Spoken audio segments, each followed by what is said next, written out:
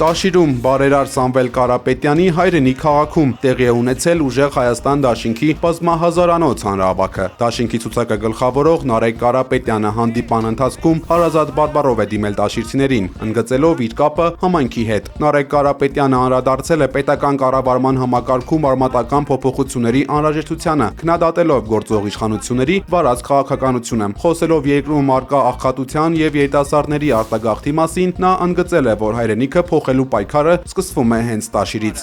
Մեր Հայաստանի ժողովուրդն քասիբության մեջ կաբրի։ Մեր Հայաստանի տղեկն, ջահել տղեկն երկիր թողին կերտան։ Մենք պետք է բամը փոխենք իդա երկրում։ Իդա քասիբությունը մզի չսազը։ Մենք պետք է նորմալ երկիր սարքենք իրար հետ։ Մեր ժողովուրդն Հայաստանի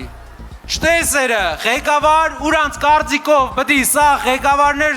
ուրանք վախենան որ թալան կենին։ Մենք պետք է ցույց տանք, որ կա ղեկավար, որ թալան չենը, որ ինքնը բերը, ինքնը գիտա։ Նարեկ Կարապետյանը նաև անդրադարձել է արցախցիների խնդիրներին, հավաստիացնելով, որ դաշինքը կանգնած է նրանց կողքին։ Նա նշել է, որ հայերի միջև տարանջատում մտցնողներն ապագա չունեն եւ ընդգծել է միասնության կարեւորությունը։ Սիրելի արցախցիներ,